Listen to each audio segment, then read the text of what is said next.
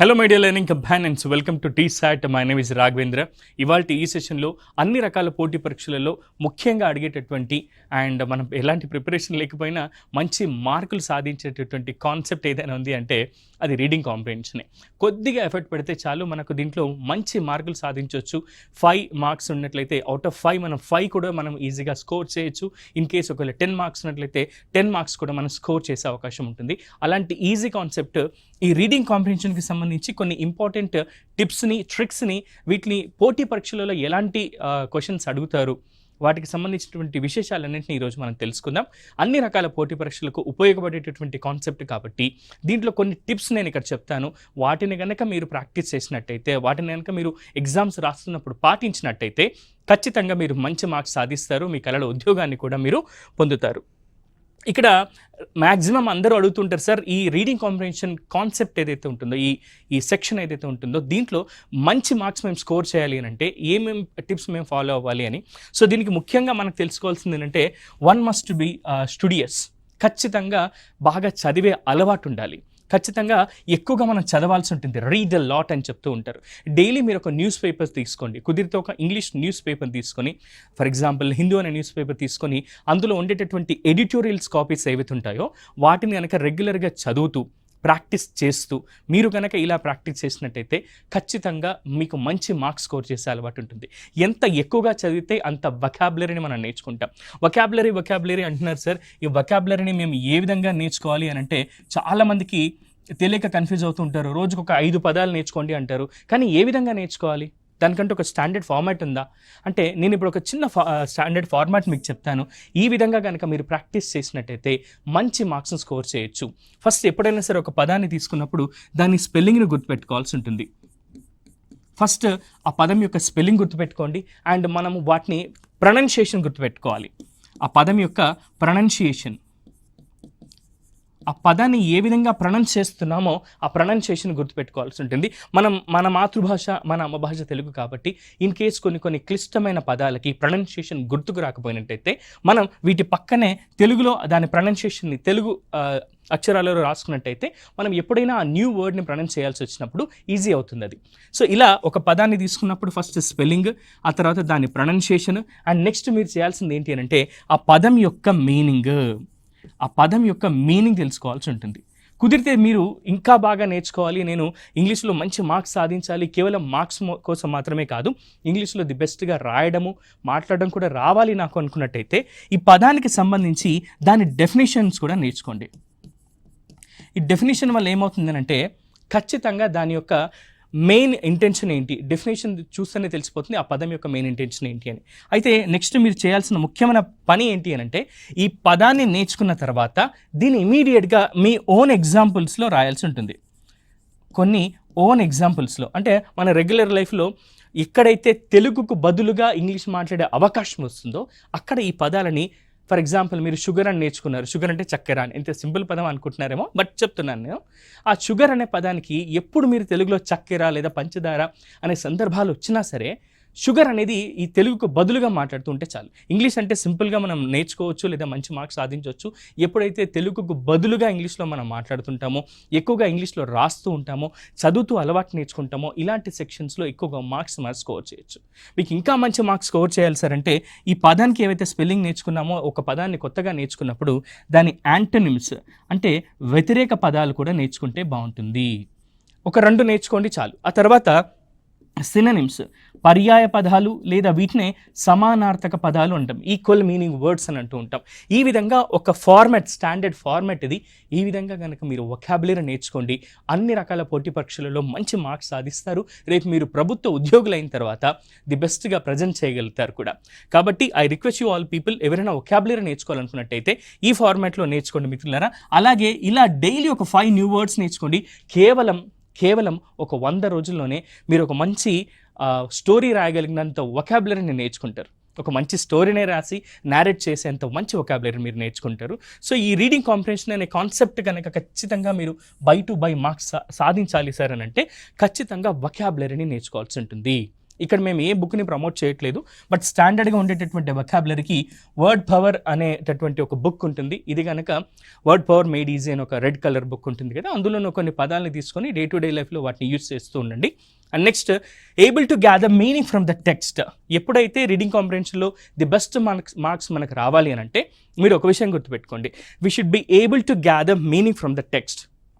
సింపుల్గా చెప్పాలంటే ఏదైనా ఒక టెక్స్ట్ చదివిన వెంటనే దాని యొక్క మీనింగ్ ఏంటి, దాని సారాంశం ఏంటి, ఆ మొత్తం స్టోరీలో ఉన్నటువంటి లేదా 2 ప్యాసేజెస్ లేదా పారాగ్రాఫ్లో ఇచ్చినటువంటి మేజర్ జిస్ట్ ఏంటి, జిస్ట్ అంటే దాని మొత్తం మేజర్ కాన్సెప్ట్ ఏంటి అనేది మనం గ్రహించగలగాల్సి ఉంటుంది.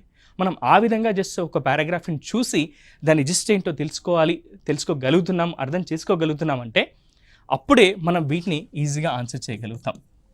ఇక నెక్స్ట్, రీడింగ్ స్పీడ్.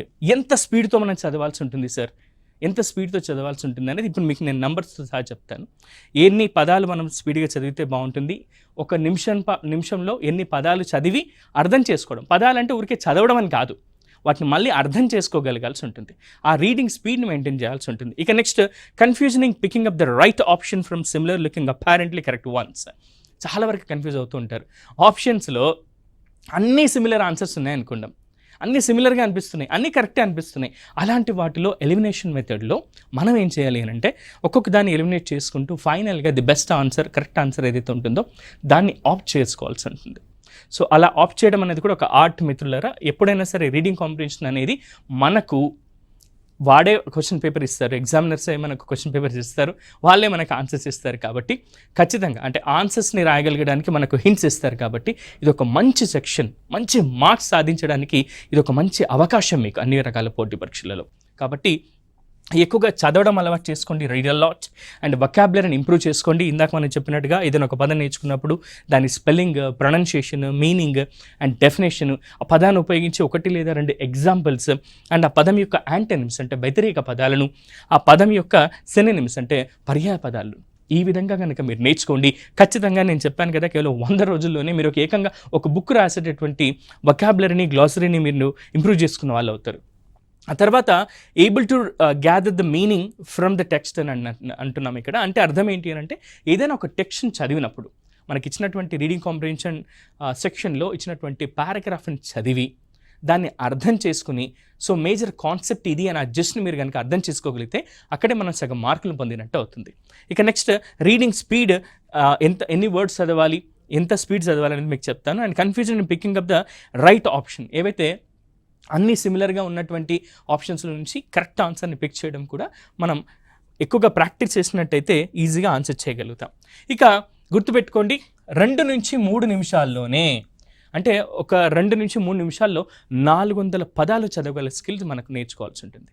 సింపుల్గా చెప్పాలంటే 2 నిమిషాల నుంచి 3 నిమిషాల లోపు మనం ఒక 400 పదాలను చదివి అర్థం చేసుకున్నట్టయితే అన్ని రకాల పోటీ పరీక్షలలో ఈ రీడింగ్ కాంప్రిహెన్షన్ సెక్షన్లో మంచి మార్క్స్ మనం సాధిస్తాం. మరి అంత స్పీడ్ని నేను అటెండ్ చేయాలంటే ఏం చేయాలి సార్? అందుకే డైలీ మీరు కొంత ఈ రీడింగ్ కాంప్రిహెన్షన్ కోసం ఒక 10 to 15 minutes ఎవ్రీడే, అంటే మీరు రెగ్యులర్గా ప్రిపరేషన్ టైం ఏదైతే ఉంటుందో మిత్రులారా, అందులోనే ఒక 10 to 15 minutes ఈ రీడింగ్ కాంప్రిహెన్షన్ యొక్క ఇంపార్టెన్స్ని తెలుసుకొని వీటిని ప్రాక్టీస్ చేస్తున్నట్టయితే బాగుంటుంది. And next, learn to understand the structure of the paragraphs. కొన్నిసార్లు ఈ పారాగ్రాఫ్లలో కొన్ని లిటరరీ కాన్సెప్ట్స్ ఇవ్వచ్చు, సైంటిఫిక్ ఆర్టికల్స్ని ఇవ్వచ్చు, లేదా యాన్షియంట్ హిస్టరీ నుంచి ఇవ్వచ్చు, లేదా మిడైవల్ హిస్టరీ నుంచి ఇవ్వచ్చు. అన్ని రకాల పోటీ పరీక్షలకు ప్రిపేర్ అవుతున్న మిత్రులు ఎప్పుడైనా సరే గుర్తుంచుకోండి, ఒక పారాగ్రాఫ్ ఈ రీడింగ్ కాంప్రిహెన్షన్లో ఒక పారాగ్రాఫ్ని చదువుతూ ఉన్నప్పుడు అది కనుక మీరు చదివినటువంటి కాన్సెప్ట్కి రిలేటెడ్గా ఉంటే దాన్ని మీరు ఈజీగా ఆన్సర్ చేయగలుగుతారు. సో అటువంటప్పుడు దీనికి అంతగా ఎక్కువగా టైం స్పెండ్ చేయకుండా ఈజీగా ఆన్సర్ చేయొచ్చు. అలా కాకుండా కొంత డిఫరెంట్గా మీరు ఎప్పుడూ చూడనటువంటి ఒక డిఫరెంట్ కాన్సెప్ట్తో పారాగ్రాఫ్స్ ఇచ్చినప్పుడు 1-2 సార్లు చదివి అర్థం చేసుకొని ఆన్సర్ చేయాల్సి ఉంటుంది. ఈ రీడింగ్ కాంప్రిహెన్షన్ అనే ఈ సెక్షన్లో మీరు ది బెస్ట్గా మార్క్స్ సాధించాలంటే ఒక మంత్రం ఉంది, అది ఏంటి అని అంటే RUA. మీరు అనుకోవచ్చు చూ మంత్ర ఖాళీ మంత్రం సార్ ఇదని, అది కాదు, ఇది RUA. సార్ ఏంటి సార్ దీని అర్థం RUA అని అంటే, whenever you get a chance to answer such questions under this reading comprehension section, remember one thing, that is read it thoroughly అంటే మొత్తం శ్రద్ధగా ఒకసారి అంతా కూడా చదవండి. అండ్ దెన్ అండర్స్టాండ్, అర్థం చేసుకోండి. ఫస్ట్ క్వశ్చన్ యొక్క ఫార్మాట్ ఏ విధంగా అడిగారు దాన్ని అండర్స్టాండ్ చేసుకోవాల్సి ఉంటుంది. అండ్ ఫైనల్గా ఆన్సర్. ముందు చదవాలి, ఆ తర్వాత అర్థం చేసుకోవాలి, ఆ తర్వాత మాత్రమే ఆన్సర్ చేయాల్సి ఉంటుంది. Read, understand and then answer. So read it thoroughly, understand the concept thoroughly and then answer it wisely. So this is the success mantra to get very good marks in reading comprehension section. ఆ తర్వాత learn to understand the structure of the paragraphs అని అన్నారు. ఈ పారాగ్రాఫ్లో స్ట్రక్చర్స్ని ఏ విధంగా ఇస్తున్నారు, starting ఎక్కడి నుంచి ఉంది అండ్ ఎండింగ్ ఎక్కడి నుంచి ఉంది అనేదంతా కూడా ఇక్కడ మనం తెలుసుకోవాల్సి ఉంటుంది. ఇక next, how do I know if a passage is easy or not. అవును సార్, ఇప్పుడు నాకు ఒక పారాగ్రాఫ్ ఇచ్చారు, అది నాకు ఈజీయా లేకపోతే టఫా, నేను ఏ విధంగా గుర్తుపెట్టాలి సార్, ఏ విధంగా గుర్తు చేసుకొని ఆన్సర్ చేయాల్సి ఉంటుంది అని అంటే, remember we should keep 2 things in our mind. ఒక 2 విషయాలు మనము గుర్తుపెట్టుకోవాలి. ఒక పారాగ్రాఫ్ అనేది ఇచ్చినటువంటి పారాగ్రాఫ్ ఈజీయా టఫ్గా ఉందా అని మనం అర్థం చేసుకోవాలంటే 2 things. Is the topic of the passage something you are familiar with? గతంలో మనకి ఎప్పుడైనా ఈ పారాగ్రాఫ్ని చదివినట్టుగా లేదా చూసినట్టుగా ఎప్పుడైనా మనకు తెలిసిన టాపికేనా ఇది అనేది మనం గుర్తు చేసుకోవాలి. రెండవది, are the questions direct or twisted? ఇచ్చినటువంటి క్వశ్చన్స్ డైరెక్ట్ ఆన్సర్ చేసేటట్టుగా ఉన్నాయా, కొంచెం తికమక పెట్టేటట్టుగా మెలిక పెట్టినట్టుగా ఆన్సర్స్ ఉన్నాయా అనేది కనుక మీరు 2 చెక్ చేసుకుంటే మనం వీటిని ఈజీగా ఆన్సర్ చేయగలుగుతాం. గుర్తుపెట్టుకోండి, మొదటిది మనకి ఇచ్చినటువంటి పారాగ్రాఫ్ లేదా ప్యాసేజ్ ఏదైతే ఉంటుందో అది మనం గతంలో చదివింది లేదా విన్నది లేదా ఎప్పుడైనా అవసరమైంది అయితే కనుక అప్పుడు మనం దీన్ని యాజ్ ఇట్ ఈస్గా రాయొచ్చు. అలా కాదు సార్, రెండో విషయం ఏంటి అని అంటే ఇచ్చినటువంటి క్వశ్చన్స్ డైరెక్ట్ క్వశ్చన్స్ ఉన్నాయా, కొంచెం ట్విస్టెడ్గా ఉన్నాయా అనేది మనం చూసుకుంటే సరిపోతుంది. ఈ 2 కూడా మనం గుర్తుపెట్టుకోండి. We should keep these 2 things in mind while answering such questions for reading comprehension, whether this passage is easy or not. How do we find here? 2 things. We should keep 2 things in our mind. One is whether the passage or the paragraph which is given in the reading comprehension section is familiar to you or not. And next, second question, second ఏంటంటే ఇచ్చినటువంటి questions డైరెక్ట్గా ఉన్నాయా ట్విస్టెడ్గా ఉన్నాయా అనేది. ఇక ఇంకొన్ని points మనం తెలుసుకుందాం. ఎప్పుడైనా సరే ఈ రీడింగ్ కాంప్రిహెన్షన్ సెక్షన్లో ఆప్షనల్గా కొన్ని క్వశ్చన్స్ ఉన్నట్టయితే కొన్ని ఎగ్జామ్స్లలో యూపీఎస్సీ సీసాట్ లాంటి ఎగ్జామ్స్లలో ఆప్షన్స్ మనకు ఇది వదిలేసి ఇంకోటి రాసే అవకాశం ఉంటుంది. కాబట్టి గుర్తుపెట్టుకోండి, avoid long passages with less questions. ఒక 1000 పదాలతో ఉన్నటువంటి పారాగ్రాఫ్ ఇచ్చి దానికి ఒకటే క్వశ్చన్ ఇచ్చి ఒకటే మార్క్ వస్తుందంటే మనం దాన్ని చేయడం ఉత్తమమా, లేక ఒక 1000 పదాలుండి same paragraph same length paragraph ఉండి 5 క్వశ్చన్స్ ఉండి 5 మార్క్స్ చేయగలిగితే అది ముఖ్యమా? సో 5 క్వశ్చన్స్కి 5 మార్క్స్ వస్తున్నాయంటే అది చేయడమే బెటర్ కదా.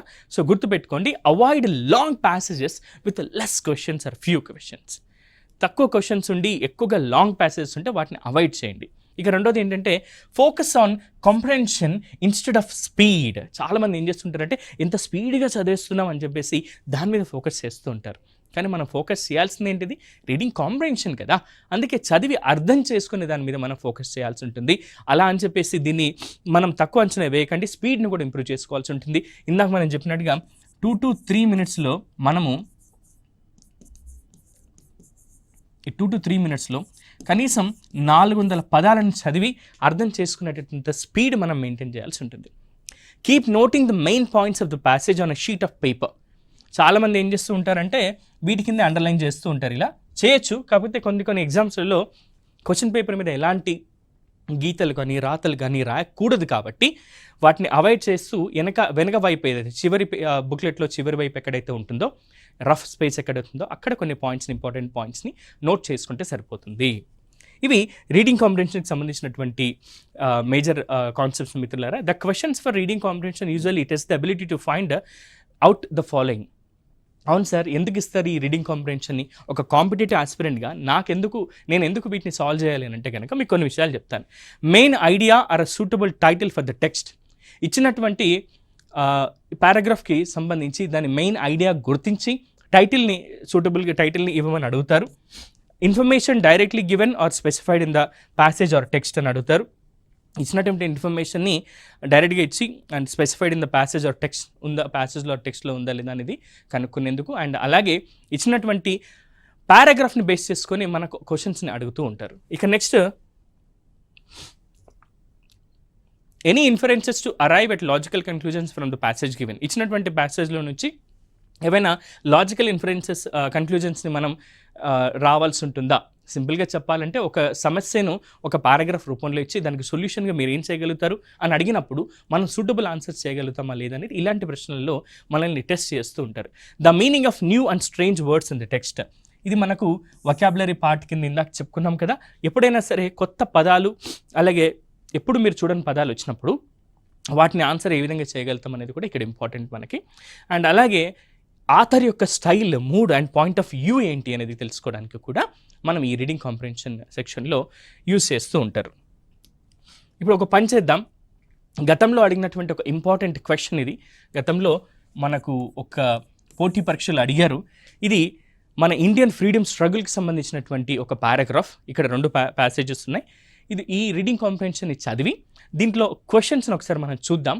ఆ తర్వాత వాటిని ఆన్సర్ చేసే అవకాశం ఏ విధంగా ఉంటుందో చూద్దాం. ఇన్ 1923 గుర్తుపెట్టుకోండి మిత్రులారా, ఎప్పుడైనా సరే ఇలాంటి పారాగ్రాఫ్స్ ఇచ్చినప్పుడు దీంట్లో స్టాట్స్ మనకు చాలా ఇంపార్టెంట్. అంటే ఎక్కడైతే ఇయర్స్ కానీ స్పెసిఫిక్ నంబర్స్ కానీ ఇంపార్టెంట్ యాక్ట్స్ కానీ ఇన్ఫర్మేషన్ కానీ ఉన్నప్పుడు వాటి కింద అండర్లైన్ చేస్తే బెటర్. మరి పోటీ పరీక్షలలో మీరే అన్నారు కదా సార్ పెన్తో రాయకూడదు అని అంటే యూ కెన్ క్యారీ అ పెన్సిల్తో అండర్లైన్ చేయొచ్చు మిత్రులారా. నెక్స్ట్ ఒకసారి ఈ పారాగ్రాఫ్ చూద్దాం. In 1923 he landed in England. అతడు 1923లో అతడు అంటున్నాం, బట్ ఇక్కడెక్కడ చూడండి ఒక ప్రణవంతోనే స్టార్ట్ అయింది.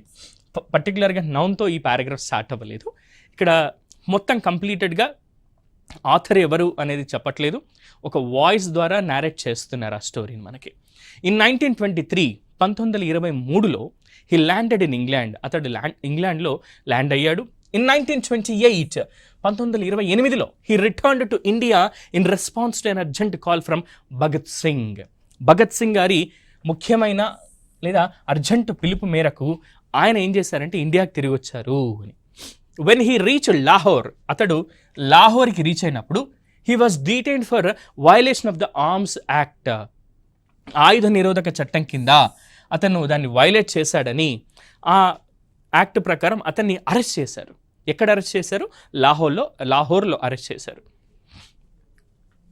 He was released after 4 years of rigorous imprisonment.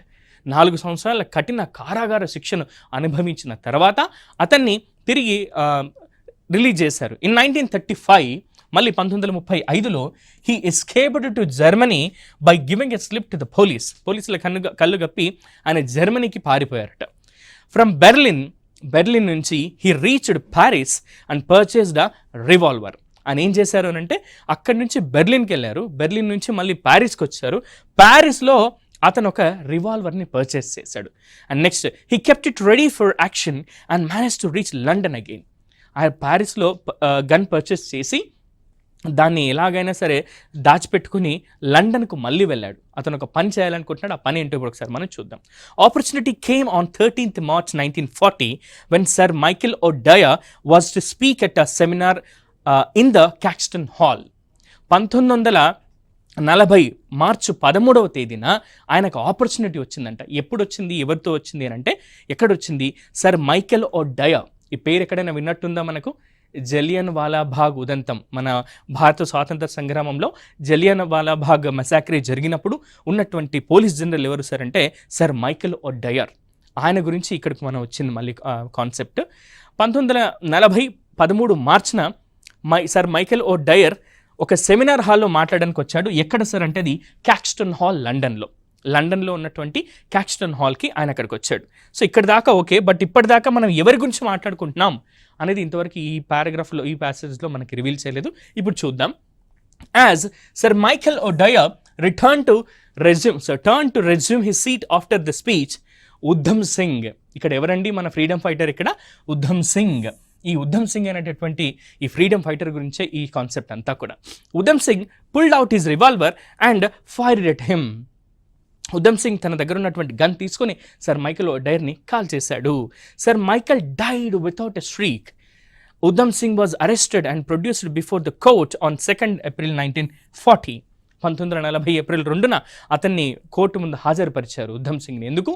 Sir Michael ఓడయర్ని క్యాక్స్టన్ హాల్ లండన్లో కాల్చి చంపేసినందుకు గాను. The court passed a death sentence on him and he was hanged at Pentonville Prison, London on 3rd July 1940. మార్చిలో murder జరిగితే జూలైలో అతన్ని ఉరిదీశారట. ఎక్కడ? పెంటాన్విల్ prison, లండన్లో. ఇది ఉద్ధమ్ సింగ్ గారి యొక్క స్టోరీ. మనం ఇప్పుడు అంతా కూడా చదివాం కదా. ఇందులో ఇలాంటి పారాగ్రాఫ్స్ వచ్చినప్పుడు ఇది మన గతంలో అంటే అన్ని రకాల పోటీ పరీక్షలకు చదివేటటువంటి అభ్యర్థులు గుర్తుపెట్టుకోండి. ఇలాంటి పారాగ్రాఫ్లు వచ్చినప్పుడు ఇందులో ఖచ్చితంగా మిడైవల్ ఇండియన్ హిస్టరీ ఉంది, అలాగే ఇండియన్ ఫ్రీడమ్ స్ట్రగుల్ నుంచి ఉంది. అంటే భారత స్వాతంత్ర సంగ్రామం గురించి చదివి ఉంటాం, అలాగే మధ్య యుగ భారతదేశ చరిత్రను చదివినప్పుడు కూడా వీటన్నిటి చదువు ఉంటాం. కాబట్టి ఖచ్చితంగా ఇలాంటి ప్రశ్నలు వచ్చినప్పుడు ఇవి మనకు ఫెమిలియర్ కాన్సెప్ట్ కాబట్టి వీటికి సంబంధించిన ఆన్సర్స్ని కూడా మనం ఈజీగా ఆన్సర్ చేయగలుగుతాం. ఇప్పుడు ఎలాంటి క్వశ్చన్స్ అడుగుతారో చూద్దాం. అయితే కొన్ని ఎగ్జామ్స్లో ఏం చేస్తారంటే ఈ పారాగ్రాఫ్లో ఇవ్వనటువంటి ఇన్ఫర్మేషన్ కూడా ఇచ్చి ఒక పోటీ పరీక్షల అభ్యర్థిగా మీకు ఎలాంటి ప్రీవియస్ నాలెడ్జ్ ఉందో టెస్ట్ చేయడానికి కూడా ఇలాంటి ప్రశ్నలు అడుగుతుంటారు. అవేంటో ఒకసారి ఇక్కడ మనం చూద్దాం. First question, Udham Singh went to America where he. ఇంత పారాగ్రాఫ్ చదివాం కదా రెండు, ఎక్కడైనా మనకు అమెరికా అనే పదం వినిపించిందా? వినిపించలేదు. కానీ దాన్ని మన ప్రీవియస్ నాలెడ్జ్ని టెస్ట్ చేయడానికి ఇలాంటి ప్రశ్నలు అడుగుతుంటారు. దీనికి ఆన్సర్స్ ఏమి ఇచ్చారో చూద్దాం. Option A, mobilise the Indian citizens for the liberation of the motherland. అక్కడ ఉన్నటువంటి ఇండియన్ భారత పౌరులు ఎవరైతే ఉన్నారో వాళ్ళని భారతదేశ స్వాతంత్రం కోసం పోరాడడానికి రమ్మని వాళ్ళందరినీ గ్యాదర్ చేశాడా? Option A, collected sufficient funds to fight colonialism. Funds collect చేయడానికి వచ్చాడా? Met fellow citizens working for the same cause. తనలాగే మిగతా ఎవరైతే పనిచేస్తున్నారో వాళ్ళని కలవడానికి వచ్చాడా? Vent speculating. సో స్పెక్యులేషన్ కోసం వెళ్ళాడా? Next, mobilised like minded Americans and Indians against the British. ఎవరైతే భారత పౌరులు, అమెరికా పౌరులు ఉన్నారో వాళ్ళు కూడా బ్రిటిషర్స్కి వ్యతిరేకంగా పనిచేస్తున్నారో అలాంటి వాళ్ళందరినీ మొబిలైజ్ చేసి బ్రిటిష్ వారి మీద యుద్ధానికి వీళ్ళందరినీ తీసుకొచ్చాడా అని. సో దీనిలో ఆప్షన్ ఏంటి అని అంటే, mobilise the Indian citizens for the liberation of the mother land. అమెరికాలో ఉన్నటువంటి ఇండియన్ సిటిజన్స్ ఎవరైతే ఉన్నారో వాళ్ళని కలిసి మీరు కూడా స్వాతంత్ర సంగ్రామంలో పోరాటం చేయండి, భారతదేశానికి బ్రిటిష్ వారి ద్వారా విముక్తి కల్పించండి అనే ఉద్దేశంతోనే అక్కడ ఆయన వాళ్ళని కలిశారు అనే మీనింగ్లో ఇక్కడ మనకి ఈ కాన్సెప్ట్లో ఇది ఆన్సర్ అవుతుంది. ఇక నెక్స్ట్ క్వశ్చన్ చూద్దాం. Where did Udham Singh buy the weapon which was used for killing sir Michael O'Dwyer. మనకు తెలుసు option A Paris, B Lahore, C London, D Berlin, none of the above అని ఇచ్చారు. పై 4 కాదని అన్నారు. మనకు తెలుసు జర్మనీ నుంచి అతను బెర్లిన్కి వెళ్ళాడు, బెర్లిన్ నుంచి ప్యారిస్ వచ్చాడు కదా. ప్యారిస్ వచ్చినప్పుడు అక్కడ ప్యారిస్లో గన్ కొన్నాడు కాబట్టి ఆప్షన్ ఏ పారిస్ అనేది కరెక్ట్ ఆన్సర్ అవుతుంది. అందుకే మనం ఇటువంటి పారాగ్రాఫ్స్ చదివినప్పుడు ఏం చేయాలి అంటే ఎక్కడెక్కడ ఆన్సర్స్ వస్తున్నాయి, ఎక్కడెక్కడ క్వశ్చన్స్ని అడుగుతున్నారు అనేది కొంచెం మనం కొన్ని ఇంపార్టెంట్ పాయింట్స్ని, డేట్స్ని, స్టాట్స్ని కనుక రాసుకున్నట్టు లేదా గుర్తుపెట్టుకున్నట్టయితే క్వశ్చన్స్ని చూసేటప్పుడు ఈజీగా ఆన్సర్ చేయొచ్చు. Udham Singh shot sir Michael ఓడయర్ని క్యాక్స్టన్ హాల్లో మాట్లాడుతున్నప్పుడు కాల్చాడు. అది ఎక్కడుంది అని అడుగుతున్నారు. ఉధమ్ సింగ్ కాల్ చేశారు కదా సర్ మైకేల్ ఓడయర్ని, అది ఎక్కడ కాల్ చేశారు అని. First thing, Jallianwala Bagh. Option A. Option B, Amritsar. Option C, London. Option D, Lahore. Option E, Paris. Caxton Hall అనేది లండన్లోనే ఉంది కదా. అతను ప్యారిస్లో గన్ కొని దాన్ని తీసుకుని లండన్కి వెళ్ళి లండన్లోనే అతన్ని చంపేశాడు కాబట్టి ఆప్షన్ సి, లండన్ అనేది కరెక్ట్ ఆన్సర్ అవుతుంది. ఇక నెక్స్ట్ ఇంకొక క్వశ్చన్ చూద్దాం. When Udham Singh was arrested in Lahore he was charged for. అయితే అతను తిరిగి మన ఎవరైతే భగత్ సింగ్ గారి పిలుపు మేరకు ఇండియాకి వచ్చాడో లాహోర్లో, అప్పుడు అతను అరెస్ట్ చేశారు. ఎందుకు అరెస్ట్ చేశారని అడుగుతున్నారు ఇక్కడ. Instigating his countrymen against the Britishers. British వారికి వ్యతిరేకంగా తన భారతదేశ పౌరుల్ని పోరాడడానికి వాళ్ళందరినీ ఇన్స్టిగేట్ చేస్తున్నందుక. Option B, his links with anti British forces. British వారికి వ్యతిరేకంగా పనిచేస్తున్న వారితో ఆయనకు లింకులు అంటే సంబంధాలు ఉన్నందుక. Concealing his identity and carrying on underground activities. తన ఐడెంటిటీని దాచిపెట్టి అండర్ గ్రౌండ్లో బ్రిటిష్ వారికి వ్యతిరేకంగా కార్యకలాపాలు చేస్తున్నందుక. Possessing unlicensed arms and ammunition అని చెప్పేసి ఉంది. అండ్ అంటే ఆయుధాలు అంటే అనుమతి లేకుండా ఆయుధాలను కలిగి ఉన్నందుక, ఆయుధ చట్టాన్ని మితిమీరినందుకు పనిచేస్తున్నందుక అని. Plotting the assassination of sir Michael O'Dwyer. Sir Michael ఓడయర్ని చంపడానికి పథకం రచిస్తున్నందుక అని. సో ఇలా 5 క్వశ్చన్స్ అడిగారు. కానీ ఒక విషయం గుర్తుపెట్టుకోండి, ఇన్స్టిగేటింగ్ హిజ్ కంట్రీమెన్ అగైన్స్ బ్రిటిషర్స్కి వ్యతిరేకంగా తన భారతదేశ పౌరుల్ని పోరాడమని అడుగుతున్నందుకు కానీ అప్పటికే అది తెలియదు ఆయనకు లాహోర్లో దిగినప్పుడు. కాబట్టి ఇది కరెక్ట్ ఆన్సర్ కాదు. His links with anti British forces, British వ్యతిరేకులతో అతనికి సంబంధాలు ఉన్నాయని అంటున్నారు. ఇది కూడా కాదు. Next, concealing his identity and carrying on underground activities. So ఇది కూడా ఆప్షన్లో కాదు. ఇక possessing unlicensed arms and ammunition అని ఉంది. ఈ possessing unlicensed and arms and ammunition అని ఉంది. ఇది కరెక్ట్ ఆన్సర్ అవుతుంది మిత్రులారా, గుర్తుంచుకోండి. ఎందుకంటే ఆయుధ నిరోధక చట్టం కిందనే అతన్ని అరెస్ట్ చేశారనమాట, ఆయుధాన్ని కలిగి ఉన్నందుకు. ఇక ఇంకొక ప్రశ్న ఉంది చివరిది, ఒకసారి మనం చూద్దాం. Udham Singh return to India in 1928 mainly because he was. Udham Singh ఇండియాకి తిరిగి వచ్చాడు 1928లో. ఎందుకు అని అడుగుతున్నారు, ఒకసారి చూద్దాం.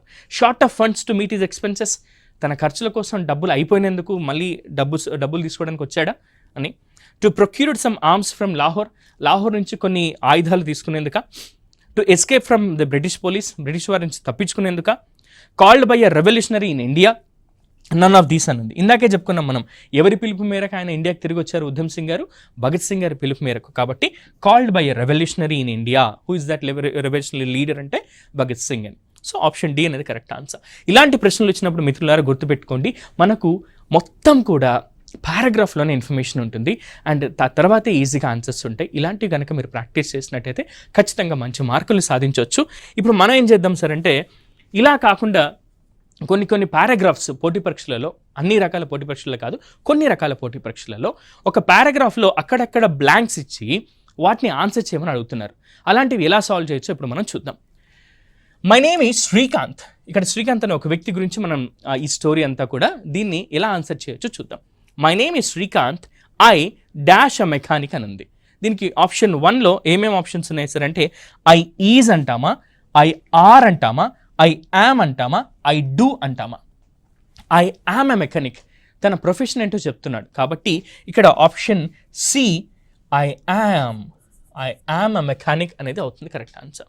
Next, I dash in London అని ఉంది. ఐ బిలీవ్ ఇన్ లండనా, ఐ థింక్ ఇన్ లండనా, ఐ అరైవ్ ఇన్ లండనా, ఐ లివ్ ఇన్ లండనా. నేను లండన్లో నివసిస్తాను కాబట్టి option D I live in London. Dash I తర్వాత మళ్ళీ డాష్ ఆ బ్రదర్ అండ్ సిస్టర్ అని ఉంది. ఇక్కడ ఐ డాష్ అని ఉంది. ఐ ఓన్స్ అంటామా, ఐ లర్న్ అంటామా, ఐ హ్యావ్ అంటామా, ఐ స్టడీ అని అంటామా. ఐ హ్యావ్ అంటే కలిగి ఉండుట కదా, హ్యావ్ అంటే హ్యావ్ లేదా హ్యాజ్ అంటే ఏంటి, కలిగి ఉండుట అని అర్థం.